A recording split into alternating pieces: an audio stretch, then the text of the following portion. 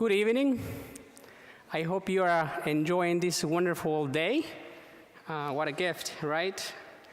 I'm Domingo Hernandez Gomez, and on behalf of the Bob and Alicia Woodrick Center for Equity and Inclusion, I am pleased to welcome you tonight to our 22nd annual Diversity Lecture Series. We are very honored to have Dr. Consuela Ward as a speaker tonight. I'd like to acknowledge Ms. Deb Bailey, if you could stand. She's a member of our Board of Trustees. Our board works very hard for our college and continues to support our equity and inclusion initiatives. The lecture series would not be possible without the generous support of our sponsors. Our diversity champion sponsor is Steelcase. Our diversity advocate sponsor is GRCC Social Sciences Department. Our diversity partners are Fountain Street Church, Meijer, Spectrum Health, Blue Cross and Blue Shield of Michigan. Please take a moment to see a complete list of our diversity supporters in your program. We are very grateful for these friends and supporters. If you'd like to make a donation tonight, there are envelopes on the information table. I'd like to thank our GRCC diversity team for the continued commitment, and special thanks to the Center for Equity and Inclusion staff and all the volunteers supporting us tonight. After the lecture, we would appreciate if you could take some time to complete the evaluation. Your feedback and suggestions are very valuable to us. Please include your email address if you'd like to receive information of upcoming lectures and other center activities. If you are interested in Dr. Ward's book, she will be available for book signing after the lecture. We're only accepting cash and checks tonight, and will be located by the main entrance. To introduce our speaker, I'd like to welcome Jessie Jones. She's the Community Relations Manager at Spectrum Health. Thanks.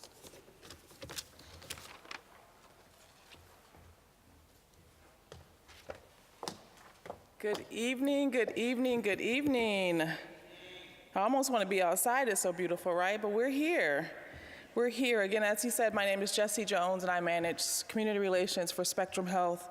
And we're a proud sponsor of Grand Rapids Community College and the Diversity Lecture Series. And our mission at Spectrum Health is to improve the health of the communities that we serve. And to effectively do this, we are working hard to build a diverse workforce, an inclusive culture, and equitable practices. We believe it's the right thing to do. It's an imperative and creates value for our organization and the community as a whole.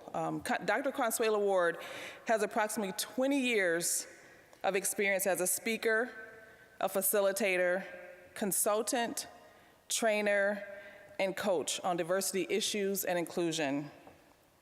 Dr. Ward is the founder and president of the Montage Group, LLC, a diversity and inclusion consulting firm. She has served colleges and universities, school systems, corporations, professional conferences, youth groups, and community groups. Dr. Ward has touched thousands of lives by creating opportunities for complicated and uncomfortable conversations in a safe space around diversity, inclusion, equity, and privilege. She unpacks complex issues related to systemic discrimination and marginalization.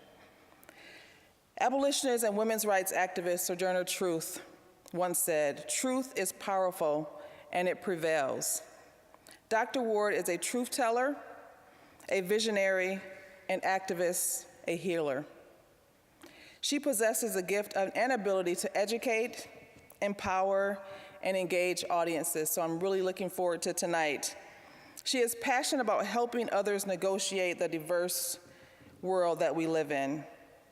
Like I said, she's a truth teller, and tonight we have the wonderful opportunity to hear Dr. Ward speak truth to power.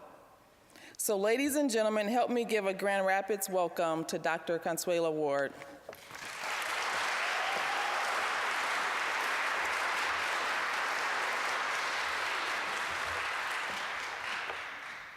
Good evening, Grand Rapids. Oh, that was weak. Come on. Good evening, Grand Rapids.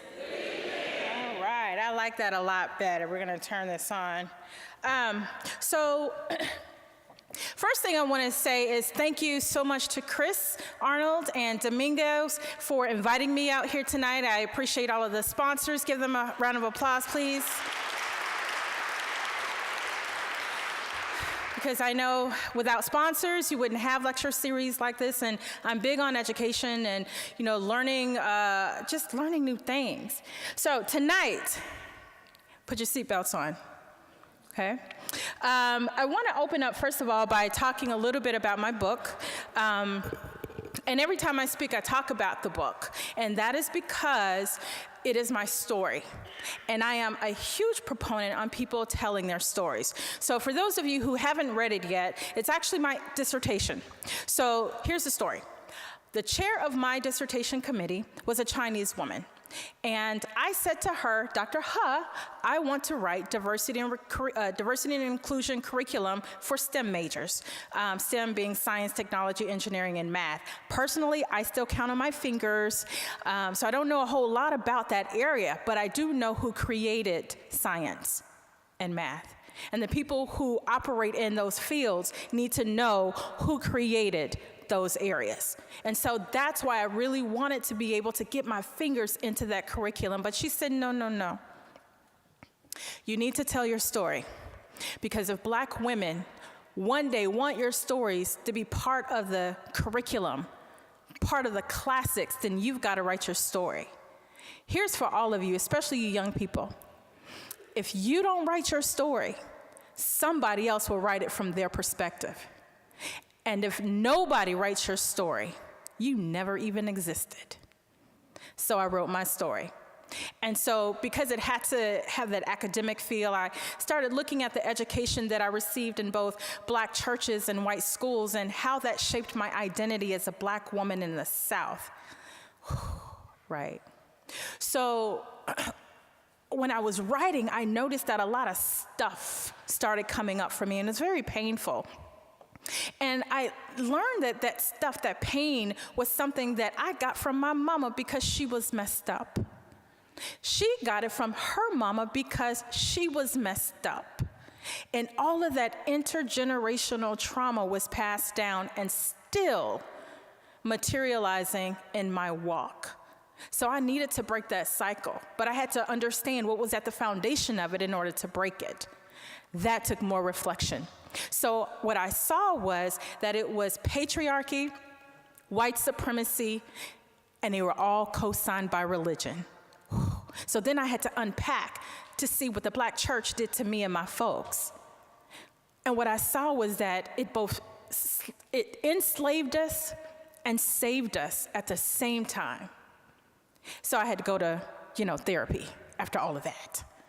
So that's my story. I hope you enjoy it when you read it. My goal is for you to be able to connect with it, as I was able to connect back to my roots. And I will start actually with connecting back to our roots. So, we have a new president. Right? And last year in November, when he won, there was a council of praying grandmothers. I call them praying grandmothers. They call themselves the International Alliance of Indigenous Grandmothers. Right? So these are grandmothers who represent all areas of the globe in specifically indigenous areas. And they were asked the question, well, what do we do now that President Trump is president? And they wrote a letter in response to that. And I'm going to read you this letter for a reason. They said, first, let us explain some things. You have elected not a man, but a moi. He is a boy in an old man's body. Mois are a combination of a man and a boy, but mostly boy. They are large and have loud voices, so people mistake them for men, but they are not men. A man thinks of the common good, while a moi has not learned to think of anyone but himself. He's not fully developed, and he's still a child. The time you are living in is called the age of destruction, they said, the Kali Yuga. This is the lowest point. At this time, Evil rises to the surface to be destroyed. The Dark Ages take place, this Dark Age takes place just before the arrival of the incoming Golden Age. So today, what you're watching is an out of balance yang energy, and it's creating destruction all over the planet. This, they said, is the Kali Yuga. Your country has just elected a Moy to be its next president. Russia, as well as Syria, already are run by Moys, while Africa is overrun by them. The Philippines even is run by a Moy, and so are several other countries. So is it any wonder that the world is lurching from crisis to crisis? This is what is happening on Earth now, and because it is, you must learn to cope with this energy. You can't reason with it because it's entirely destructive. Instead, you must hold steady within yourself and observe its wild behavior from a position of power. If you can do that, it will not feed on you. Your steadiness will help contain its rapacious energy, and it will not be able to do as much damage otherwise. Call on us, they said. Call on the net of light and hold sacred space. Be mindful of who you are. You are a great being here on earth to occupy the steady place in an unsteady world. You can do this. You are not weak and you are not helpless. So I chose to read this not because I'm a huge Hillary Clinton fan. Frankly, this is my own personal political perspective. I think her platform was going to be as harmful to Black people as just about every other president, either in action, lack of action, or slowness to action. However, I am clear she lost because she was a woman, which suggests an overrepresentation of masculine energy in the world, which has left us imbalanced and sick as a society. But we're not dead. These praying grandmothers have spoken and said that this is not the time to be afraid. Lean into the memories of your ancestors, they're encouraging, and they're reminding us that they're there. So, you know, we're in this time where we think currency is only money. But currency is actually transferred energy, and it manifests in several ways other than money. Your health is currency. Your gifts are currency. And your time is currency. The currency of the divine feminine energy is so powerful that it has caused wars. And when feminine energy is mistreated, nature is imbalanced. Let's make a comparison real quick. We're going to compare feminine reproductive energy in nature to the feminine reproductive energy in a woman. We're going to take this tree. If a tree is nurtured, we pay attention to this tree. We demonstrate respect for this tree. We refrain from polluting her. She'll shade you from the rays of the sun. She'll bear sweet fruit that can satisfy both your hunger and your thirst. She'll even filter the air so that you can breathe clean air. But when nature is mistreated, when culture conspires to mistreat her, it causes natural disasters and global warming, like here in Michigan today. So in women it comes out as depression and early menopause, like mood swings, hot flushes, and tears in menopause that come too early. They look like natural disasters, like when your mama's mad. Like she looks like a tornado or a hurricane or a tsunami, right? Somebody said amen. And in natural disasters, who profits? Some men profit. And the way they profit is that they buy up the torn up land from emotional owners, fix it up and resell it at extremely high prices, or they build on it and charge high prices for others to use it. In women, we act out as if, again, we're the hurricanes, tornadoes, and tsunamis, and some of us build up negative energy so much that it has nowhere else to go, so it coagulates into fibroids and other issues because there's nowhere else to go.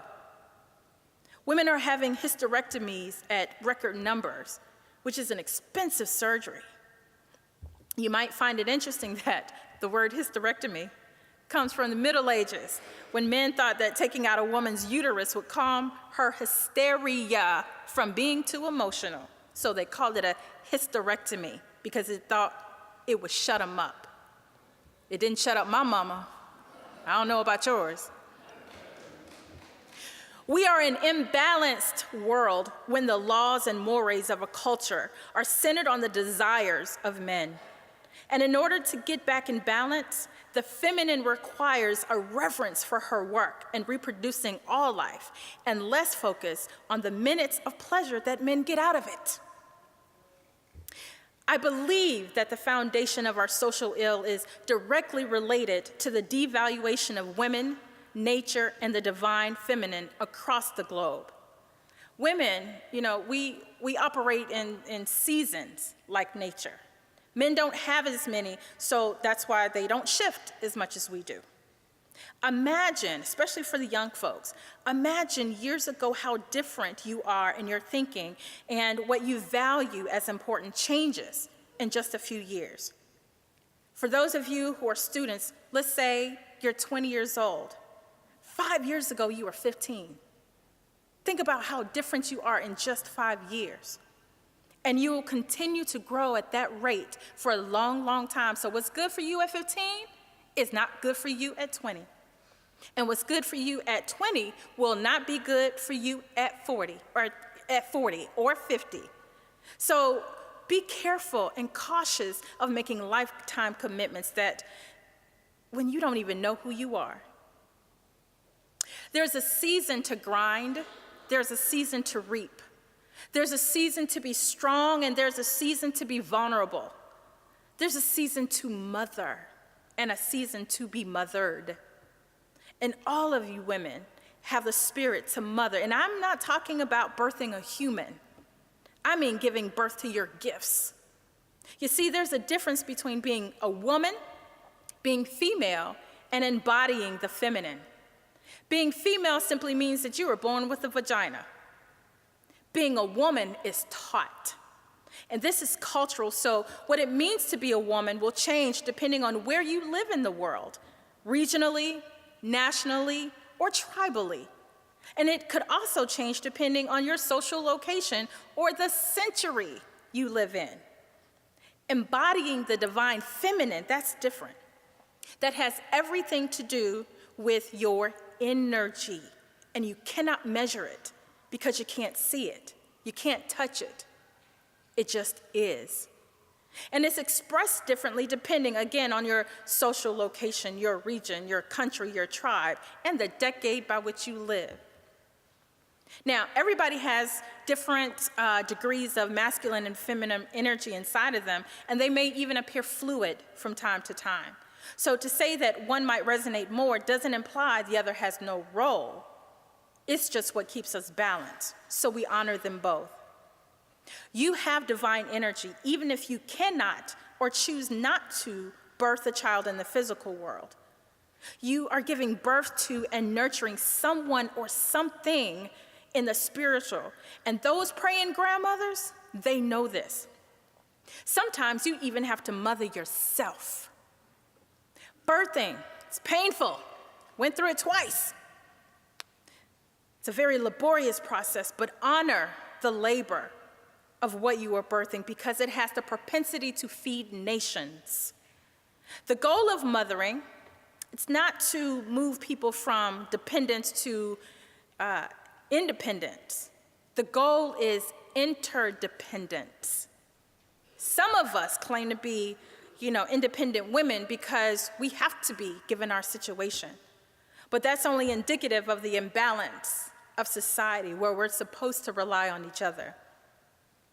Some of you may have received some of the worst mothering from your biological mother. Many of you were fortunate to receive mothering from other women. Some of you may have even done your best mothering to people who were not your children. But if any of this is you, you will have to be able to position yourself to forgive whenever you're ready. And if you do this, it'll open your spiritual pores to receive what's there for you. Get her story. Get your grandmother's stories. And if you can, get your great-grandmother's stories. Locate the intergenerational trauma so that you can begin the cycle of healing. And then look for the lessons that they taught you, even though you didn't realize you learned anything from them. Some of your spirits are so big that it couldn't even be contained within your family or your relationship. Some of you, your city or your country. And so you were born a child of the universe, and it makes you crave exploration and global citizenship. So you never even had a chance in your family. These types of people, they can't stay put. They need different types of energies to survive and thrive. Some of you were born into a family that you don't feel like you fit in because your gifts clash with other gifts of people in the family. Maybe one of you has a warrior spirit. The other has a peaceful spirit. Y'all not gonna do too well in the same household. So one of you may have to leave to be able to get your gift nurtured. Find the places where you are appreciated and valued. I've often been asked how I began my process of healing from the intergenerational trauma that I received. And my answer is that I learned to remember how to have one foot in the spiritual world and another foot in the physical world at all times. This is the path of those praying grandmothers who came before us.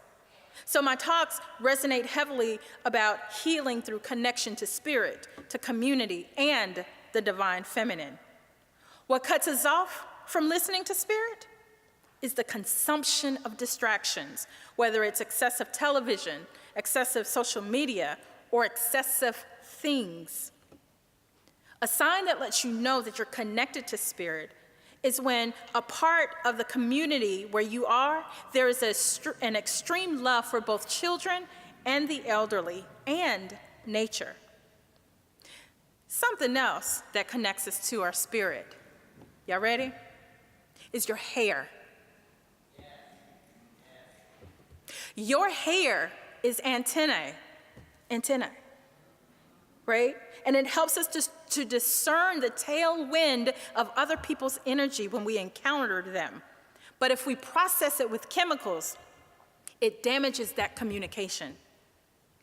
So now, I honor my foremother, Madam C.J. Walker, for her accomplishment of being the first female millionaire in our country. I do. But I also question the applicability of how products emerging from her creativity continue to shame Black women into hating our strong, versatile, naturally kinky hair and straightening it to mimic the tame, straight hair of those with the cultural capital to define what is beautiful. Some of us won't even leave the house without straight edges.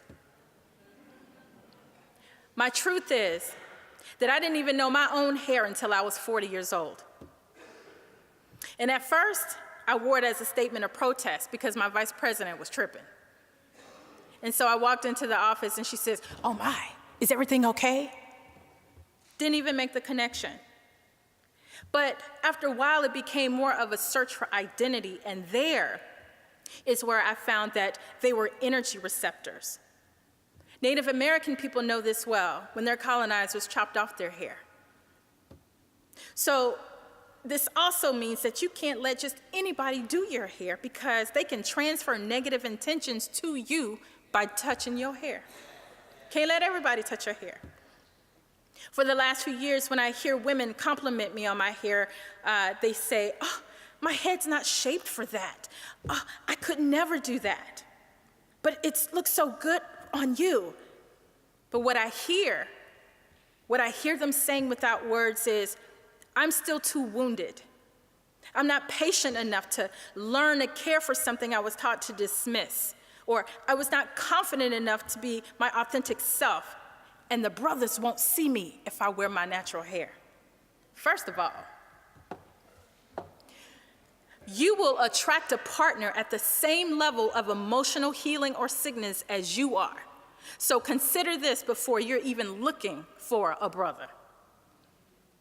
Before I left home to go to college, a lot of the elders in my community reminded me not to forget where I came from.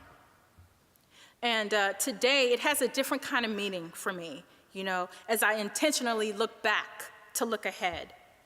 What they really meant was, don't forget the tradition that provides fire to your life. That is the interworking of community, the role of the ancestors and the spirits in nature. Indigenous people across the globe, don't matter where they are, the Americas, Africa, the East, they believe a few different things in common. That you choose your path before you get here. So your job is to tap back into your inner spirit to find out your purpose and align yourself with experiences that nurture that, so that you wind up with a body of work that has breath and that you can be proud of. Striving to be normal, it's a low bar anyway. Great ideas are a waste of the human experience without organization and follow through. So when you don't walk in your purpose, when you don't nurture and use your gifts, then blockage manifests inside of you because that energy has nowhere else to go, and it builds up and it shows up physically, mentally, emotionally, and spiritually. Women today are going through a great transition. For thousands of years, we were told that we weren't emotionally intelligent enough to be a leader, but we birthed leaders. For thousands of years, our pictures were removed from the cosmos and replaced with masculine figures. We were conditioned to think that we were a man's helpmate rather than the concept of being equally necessary for humanity. The stories have even been removed from our history and our holy books. They even hid the fact that El Shaddai had many breasts intended to feed the whole world. I have heard it said that men are naturally visual, but that just excuses their inability to connect to it. Let me share something. So babies are visually stimulated, which is why we surround them with bright colors. And every time they encounter something bright and shiny, they will respond physically. However, as a child matures, it's able to acknowledge a bright colored object as bright and colored. Before reacting physically, it knows to investigate the object and find out if it's harmful or helpful. Men are visual because society allows them to be visual by not requiring them to develop the mental muscles necessary to investigate a connection beyond the physical. And if he does, he's an anomaly.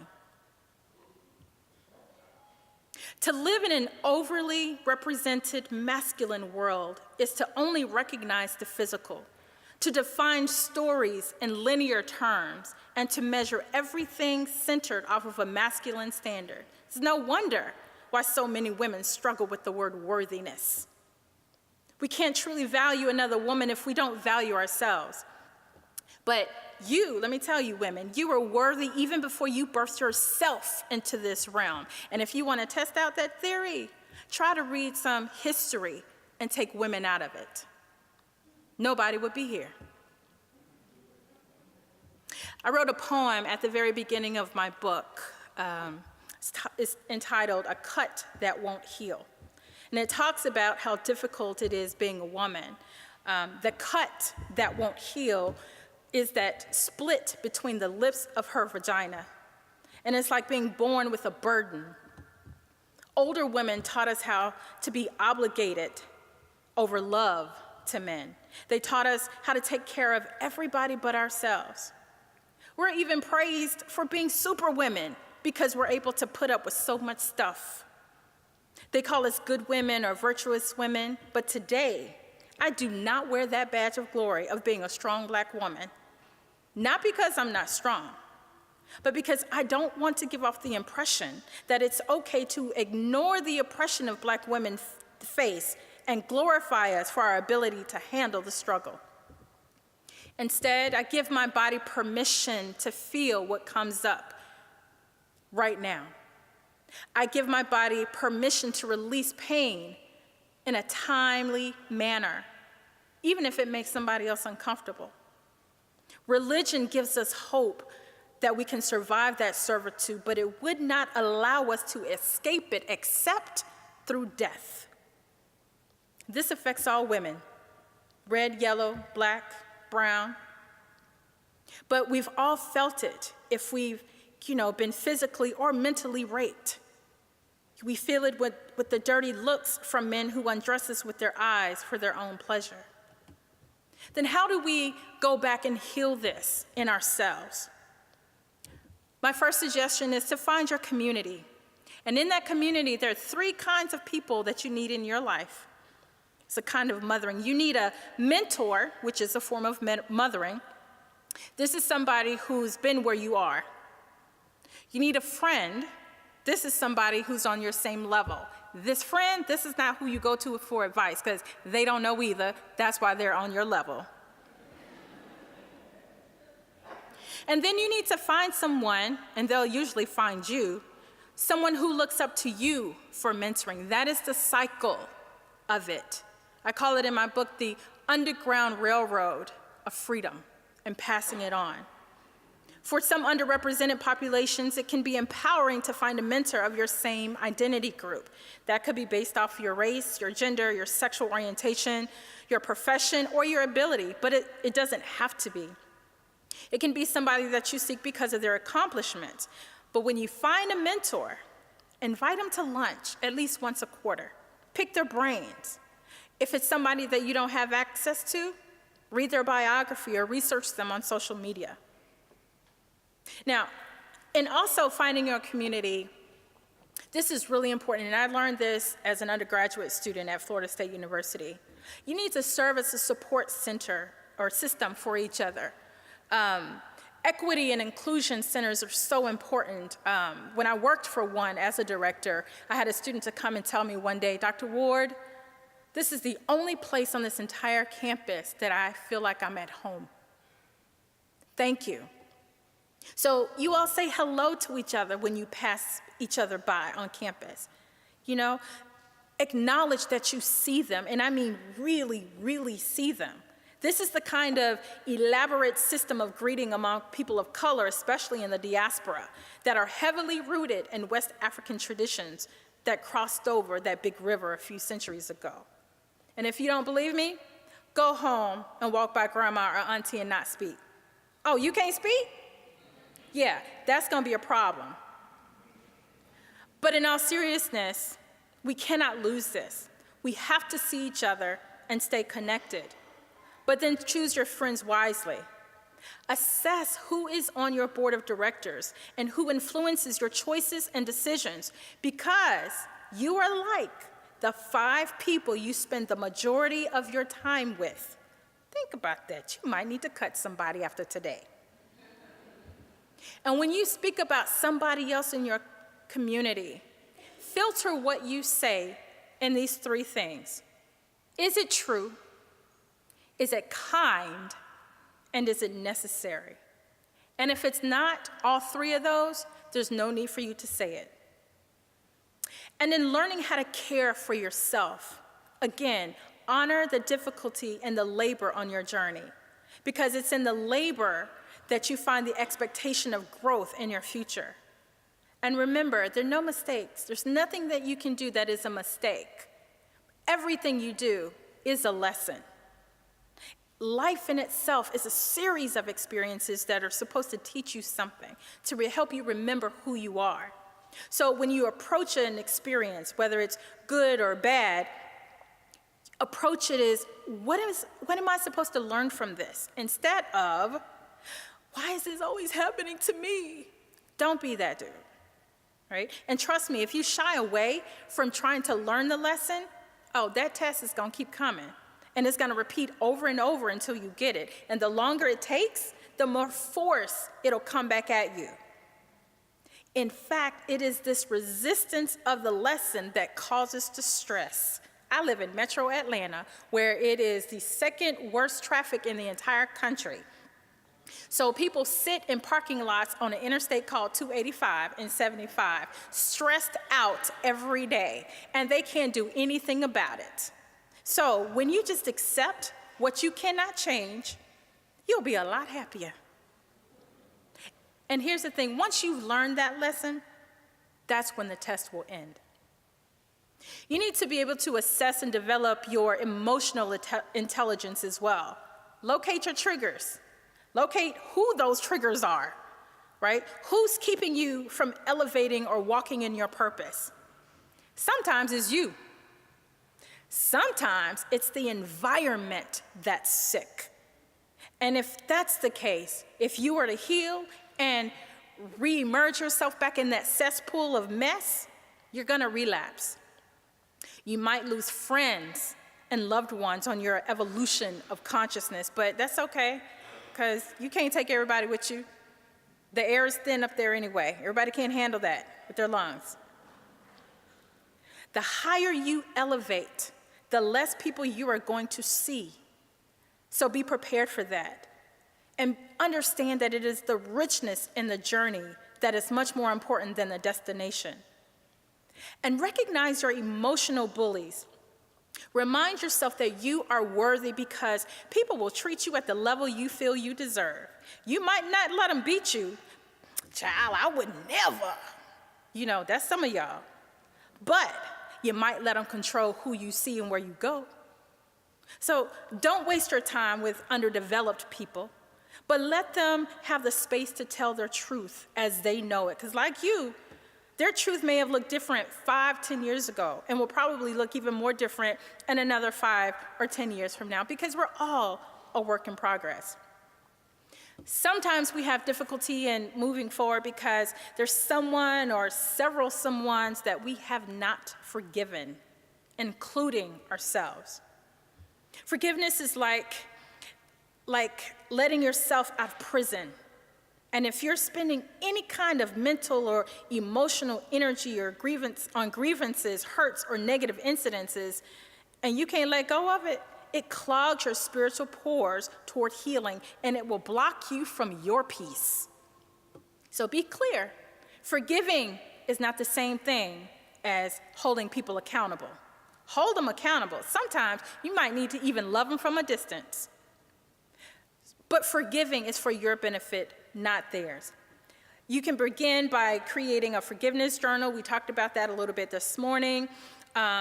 When I wrote my forgiveness journal a few years ago, you know, I first started by writing down the names of everyone who I thought did me wrong ever since birth.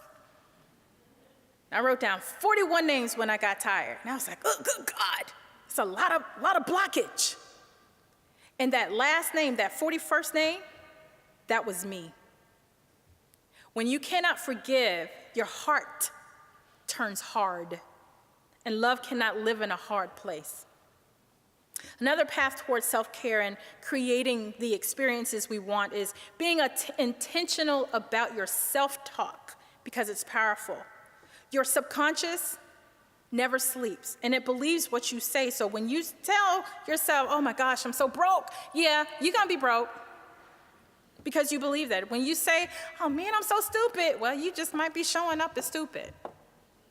So if you will believe that you're broke or stupid, why not tell yourself, I trust the process of life with no fear because I'm aware that everything is in divine order working for my benefit. You will believe that too. This is the kind of ritual that's called affirmations. And when we say these daily, you believe what you say, and it becomes a reality. You call it into your life. So when you say, I welcome unexpected income in my life, you say that every day and see when it comes in some kind of unexpected way. Now, I encourage you, because this is powerful stuff, use your power for good, because if you start cursing people, that's going to come back on you too. Right? Meditation is another great way to take care of yourself. It's how you connect with your energy source and align yourself with it. It's not the same thing as prayer. Prayer is that one-on-one connection or line of communication with whomever you identify with source, if anyone. Meditation is the process of being still so that you can recalibrate yourself and so that you can hear the direction. The key to meditating is breathing, being mindful of your breath. This is why women in labor have breathing coaches, because when we work so much, we forget to breathe. Being conscious of your breath allows you to appreciate the journey rather than focus on the labor. Now, there's several other ways that I recommend that you can raise your vibration and clear negative energy. We talked a little bit this morning about some of these. You can burn sage. I tell women all the time, you keep sage in your house like you would keep salt and pepper, because it will push out that negative energy all day. I have a child that just turned 17, and 15 was hard, and so we saged regularly. You can burn essential oils. You can even say your affirmations, record them, and play them while you're away from your home, and let that energy be in there. You can keep crystals in your house. Keep fresh flowers and plants in your house because they help with the air, right? And they keep life in your house. Declutter. The more you clutter, the more you're clogging up your stuff, your pores. You can keep journals, a gratitude journal, intention journal, and forgiveness journals. And exercise, because your body was not meant to be sedentary. I recommend for people to get massages regularly, and don't consider them an extra. This is necessary. A lot of times what women do is we start out, this is ground zero. We start out way down here, and so when we get our massage or our extra, we barely getting back to ground zero. That's not where you want to be. You want to get a massage so that you can get above ground zero. But if you're always working in a deficit, it's going to take away from your effectiveness. Limit processed foods. I know it's hard. You know, people can put intentions in your food as well, but whatever you eat is either medicine or it's poison. There's really no in between. Take a trip somewhere. Sit in nature. In fact, energy is the strongest near oceans and rivers and mountains and forests. Just kind of sit there and meditate. So all of these rituals produce energy, and energy is intelligent. So you gotta be intentional of what energy that you are inviting, entertaining, or creating. These rituals help you to slow down and invoke spirit so they can see what you cannot see. And they'll also help you negotiate the longest journey you'll ever have, and that is between the space between your mind and your heart. Music is ritual. In fact, sound is a natural opener of doorways between the physical world and the spiritual world. Dance is ritual. Crying is a healing ritual. So I'm going to leave you with the final thought as I prepare to close. In following some of these things, I want you to be prepared to hear from other people who claim to know you, if you haven't heard this already. You changed. You're not like you used to be. Right. Take that as a compliment, because you're supposed to change. If you're not changing, you're staying where you always were, then you're dead. So it's called growth. Imagine, I'm getting back in the gym again. I struggle with this from time to time. I'm getting old, and things don't work like they used to. So get in the gym, and when you haven't been there in a while, it hurts for a while. Right? And again, you want to honor that labor, because you got to go through it in order to get to the other side of finding sexy, where I'm trying to be. So there's this child. It's a child who saw her mother cut the edges off of the roast before she put it in the freezer. And so the child asked her mother, "Mama, why do you cut the edges off the edge of the roast before you put it in the freezer?" And her mother said, I don't know. That's what my mama always did. So the little girl went and asked her grandmother. She said, "Grandma, why do you always cut the edges off the roast before you put it in the freezer? And she said, oh, child, I don't know. I always did it because my mama did it. And so the young girl was very fortunate to have her great-grandmother around. So she went to her great-grandmother and said, gee, mama, why you always cut the edges off the roast before you put it in the freezer? And she said, oh, child, that's easy. When I was growing up, the freezer was so small, that's the only way you could get it in there. So the purpose of that is to recognize that laws change, traditions evolve, and only universal truth remains constant. We have to be careful what we celebrate, protect, and revere as cultural or traditional because the tradition may no longer be applicable. So may the prayers of the grandmothers invoke a discerning spirit in you tonight, and may your thoughts and actions lean toward alignment of your destiny. Ashe, and thank you.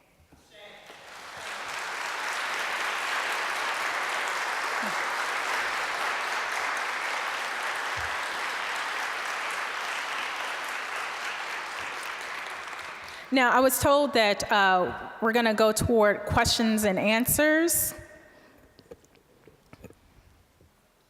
And I think there are microphones up front. If you want to ask a question, feel free to get in an aisle.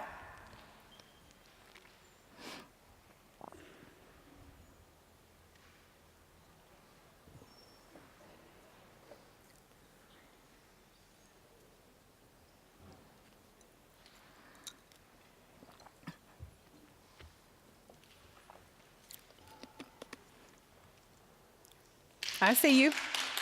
He's coming. He's coming from all the way in the back. Good evening.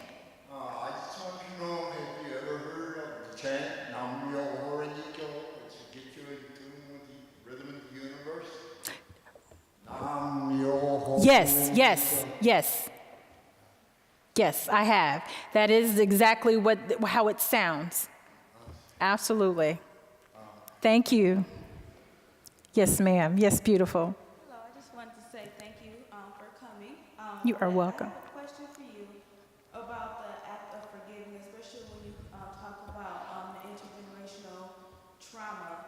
So when it is someone who's close to you or whatnot, how do you start that process? I know you said that crying is a healing process, but when you're beyond tears and you just kind of feel like, okay, I need to start moving on. How do you go about doing that, or advice?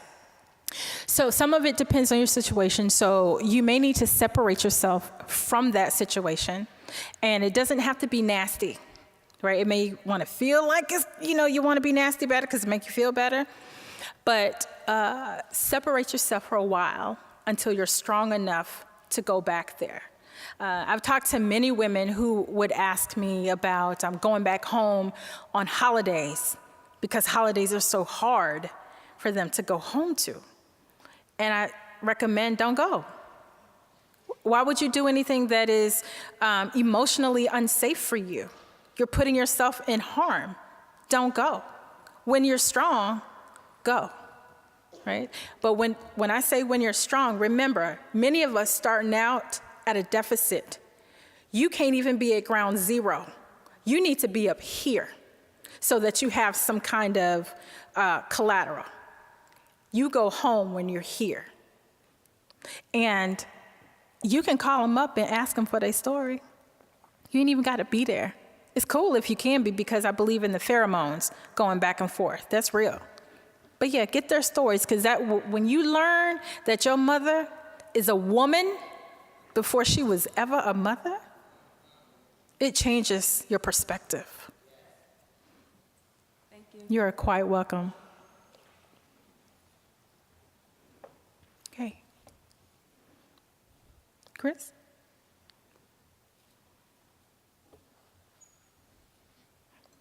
Anyone else? Anyone brave? No? Brave, one more question? Okay. Coming down.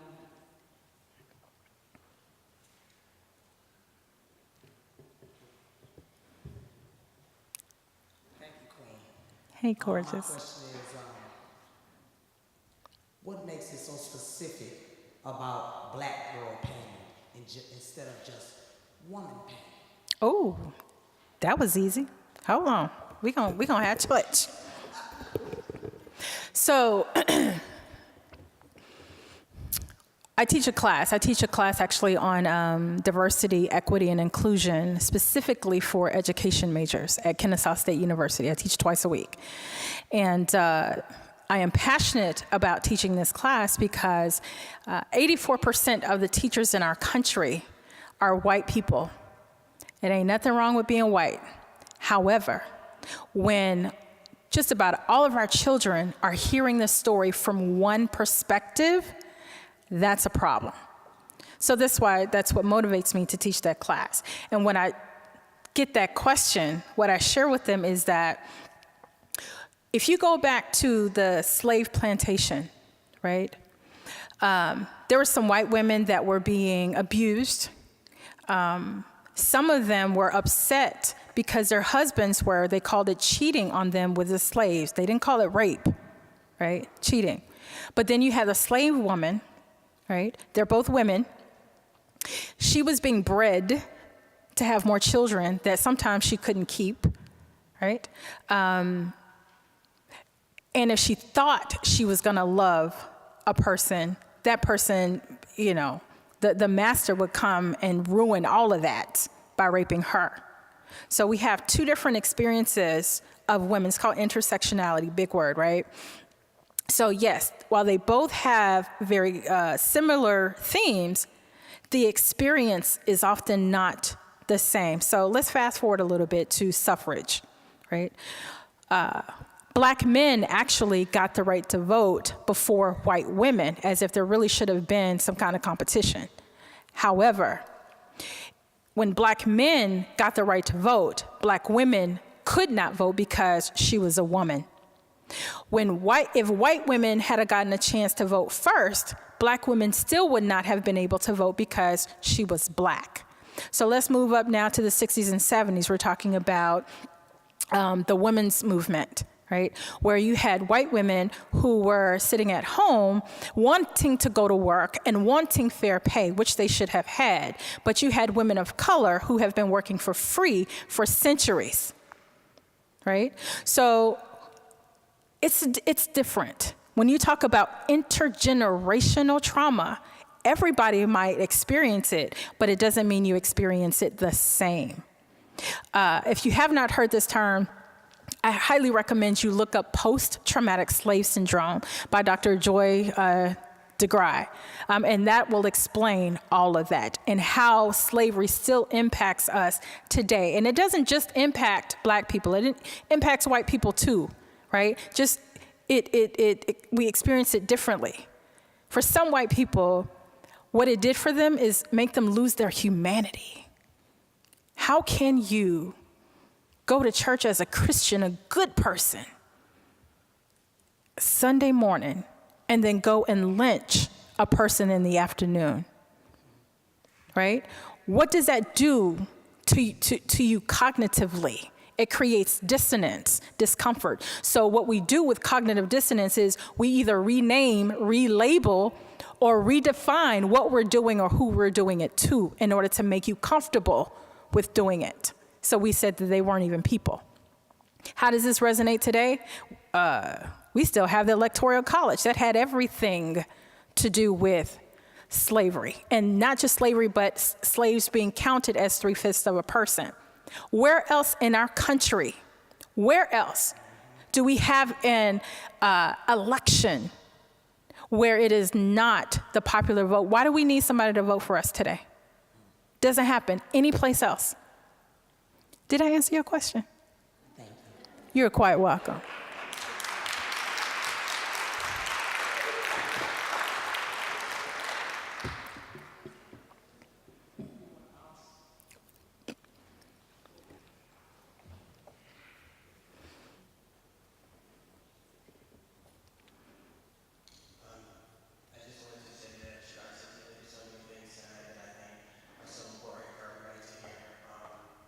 My question to you is, how do we as men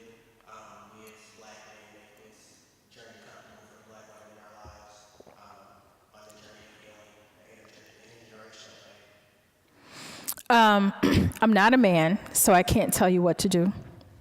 And I'm being my authentic self. So when I even have, sometimes white people ask me, well, what should I do? Go inside yourself, right? And find your own humanity. And don't rely on me to tell you what that is. That's one. Now, there are some steps. First of all, you need to heal yourself, right? And go through that process. Because, and this is for anybody, before you can understand how you relate to the world, you got to understand who you are. So if you don't understand that, you'll never be able to mistreat them.